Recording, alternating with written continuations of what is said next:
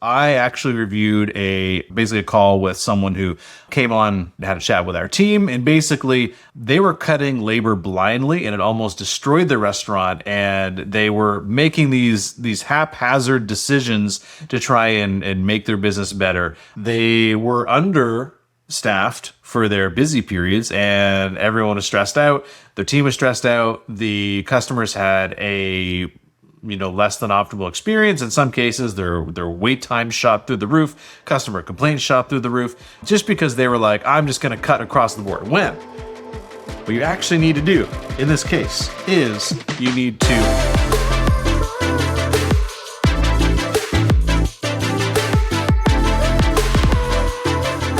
Welcome back to the Restaurant Growth Accelerator Podcast. I'm your host, Andrew Scott, multi-unit restaurant owner for almost 20 years. And now with ownership, we help restaurant owners put more cash in their bank and have more time for their families. So let's dive in. So I want to set the scene here because I actually reviewed basically a call with someone who came on, had a chat with our team, and basically they were cutting labor blindly and it almost destroyed the restaurant, and they were making these haphazard decisions to try and make their business better. Did it in all the wrong ways. And so let's dive into how that happened, because you might be doing some of this stuff without even realizing it. So let's set the tone. So I am currently filming this in the first week of April. And so basically what's happening is right now we are seeing the after effects of the decisions that restaurant owners have made during the winter months, assuming you are in a cold weather climate and your winter is your slower season. So we're seeing the after effects of this because this is what happened with this particular person. So this person, January, February, typically slow months, right?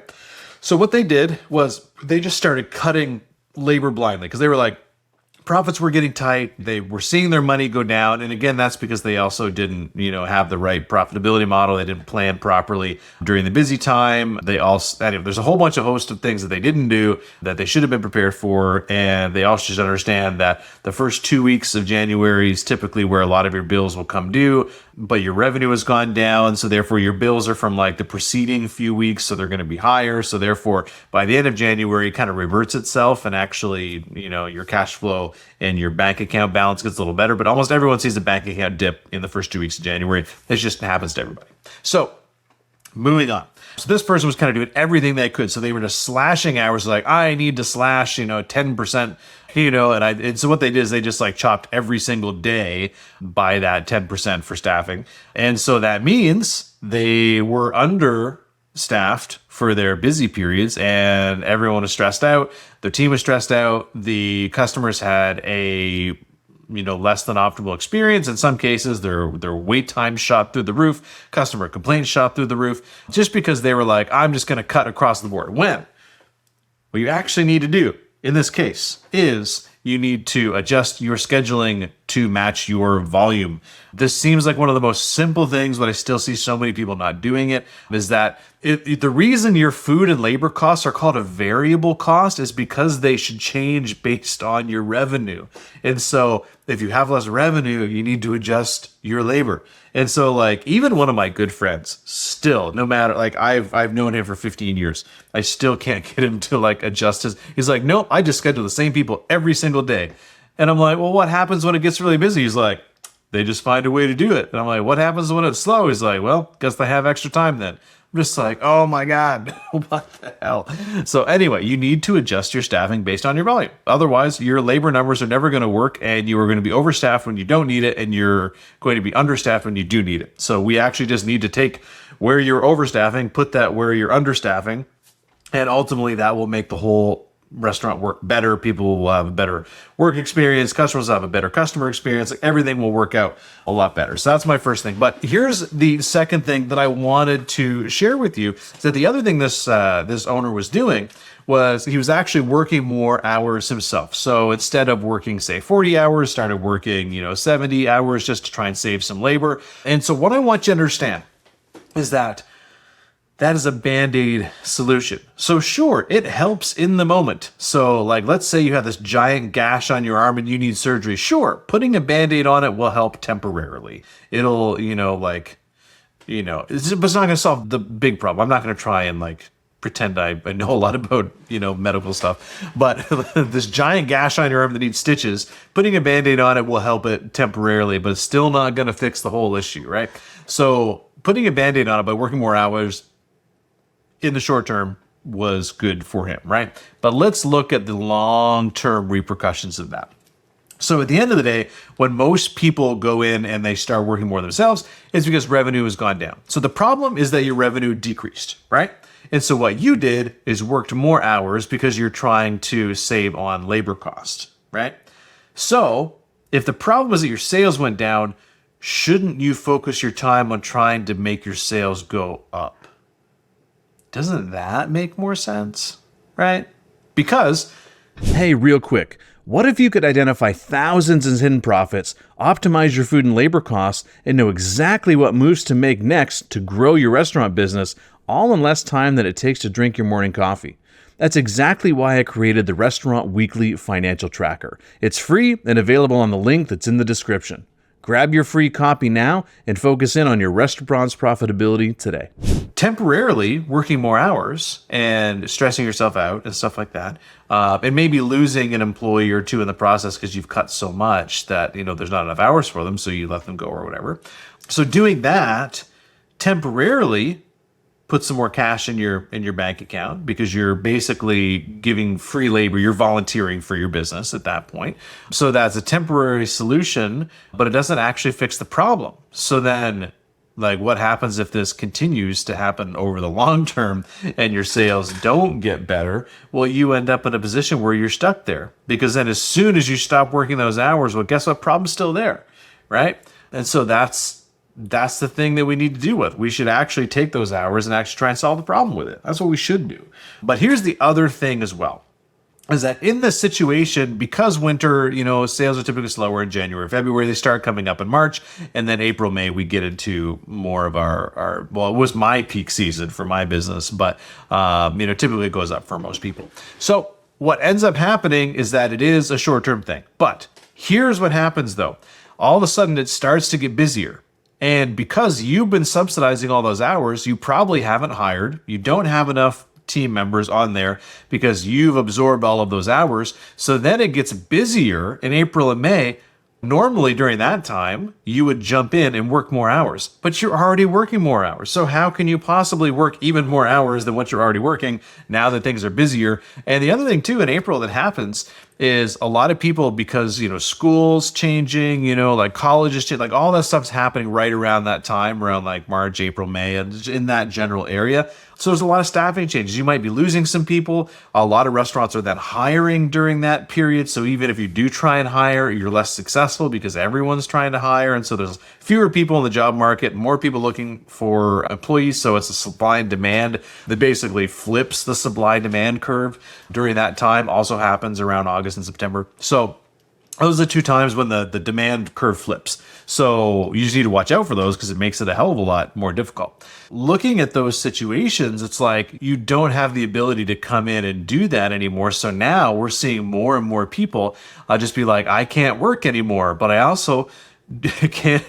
not making any money. And so I can't afford to hire other people. And so basically the whole point that I wanted to say is when things get tight, we often do more things ourselves, but that is only a short-term fix and it does not work in the long term because we haven't solved the problem. We have just put a Band-Aid over it. What we actually need to do is find the root of the problem and solve that. So with that time, the owner then could have, in say January, February, worked more on marketing.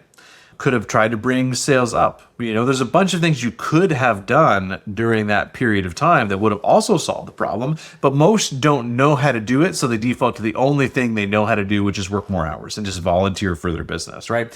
Which is a short-term thing because then they get into the spring, it's super busy then, so they try and hire a bunch of people and they don't end up having the time to train them properly and they're just stressed out, and so therefore they're not growing their sales during that peak period the way they should. They're not focused on their upselling. They're leaving money on the table. They're in some cases they're not open as many hours. They're giving bad customer experiences because they're understaffed.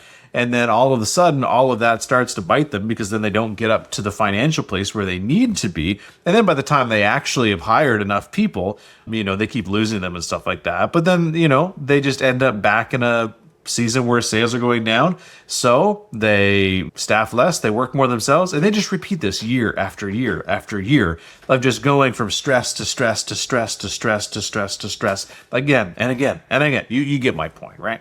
So the thing is, you're on a hamster wheel, but you need to understand that you don't need to be on a hamster wheel. You've just chosen, because by making those decisions, you're just continuing the status quo. What we need to do is get you off of that hamster wheel and actually onto a successful business place. And so what's likely happening for you guys right now, depending on when you're listening to this, you're probably working more hours. You're probably feeling stressed because things have gotten busier and you probably haven't hired in advance, so you're just feeling it. And anyone you're trying to hire right now, you're probably having less success with it than you would have otherwise. And you're probably noticing that the people you're getting in for interviews, like your no-show rate is probably higher right now for interviews, and the people you're getting probably aren't as good as what you could have gotten at other times of the year. So you're kind of scraping the bottom of the barrel candidates of people that weren't hired elsewhere.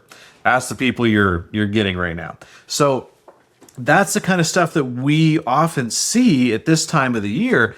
And we just have to understand that it's because we made a decision 2 or 3 months ago that affects our current situation today. But most owners are reactive. They only look at what they do in the moment. They make emotional decisions because they don't know what else to do. And because of that, they end up staying stuck and on the same hamster wheel year after year after year until they decide that the restaurant industry is broken and they try and sell their restaurant. And they find out they can't sell it for as much as they think they can. And so they end up just getting out, typically at a break even or at a loss, and with all those years of work down the drain. So I want to make sure we understand that's kind of what's happening. And the reason why I wanted to talk about this today is because you may be feeling some of those after effects right now. If you worked more hours in the wintertime, you might have saved some stuff, but now that meant you probably didn't prepare for what you should have been prepared for now. And so you're probably feeling the after effects of that. Or maybe you're not even listening to this because you're too busy in the business. So that's probably, so maybe the people who are hearing this are actually the ones that did prepare. And the ones that didn't prepare don't have time to listen to this. But here's the other thing. If you ever say you don't have time in your business because you're too busy working in the business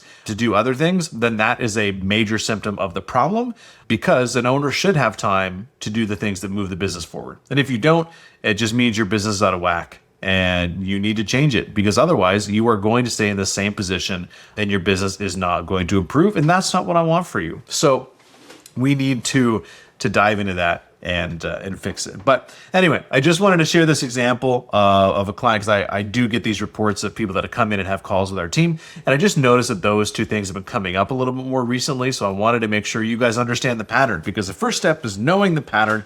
Once you know it, you can then take steps to improve it. So if this is the stuff that you guys have been dealing with and you say, hey, I've done this, like I'm in that same situation like that right now, book a call with our team. We can walk you through exactly how to fix it. They actually get you on a better place, because right now, the example that I like to use is it's like you were on like a little life raft in the middle of the ocean. It's like, bang, there's one, wave that hits you, and like all of a sudden all this water is in the boat and you're trying to like bail it out because your sales went down and you're trying to work more. And then all of a sudden from the other end, bang, on the other side, a bunch more water comes in, piece of equipment goes down or somebody quits or something like that. And then bang, all of a sudden the sales have increased, but you're working way more hours to try and compensate. You have no time with your family and you're getting burnt out. And then bang, something else happens. And so it feels like, every season, because then you fix that and then all of a sudden you get hit with a sales slump in, say, August and some turnover. And then bang, it's the holiday season. And anyway, it's like nonstop,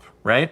And so that's what most restaurant owners feel. As soon as they feel like things are good, then bang, they get hit with something unexpected. Well, it shouldn't be unexpected, but it's unexpected for them, because the restaurant's actually very seasonal and very predictable.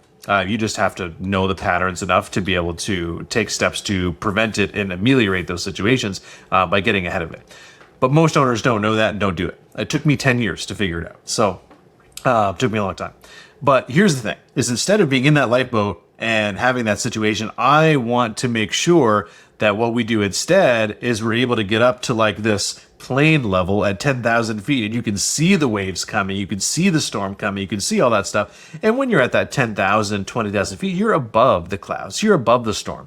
So you don't feel it anymore. That's where I want you to be. Because right now you're feeling every little bit of it, every little wave, every little thing. We need just to get above it. And once we plan, because a lot of planes can be like, oh, I'm going here, but there's this big storm. Well, I'm just going to go around it. Like, you can plan to do that. I'm not saying that's what they do all the time, but it's possible. Or if, ships, for example, know there's going to be a big storm, they change their course so they don't get affected by it. That's what you can do, but only if you know the main patterns that are happening. And in order for that to happen, you need to get up to that 10, 20,000 foot view in order to make that happen. So, all right, guys, hope this was helpful, and we'll see you on the next one.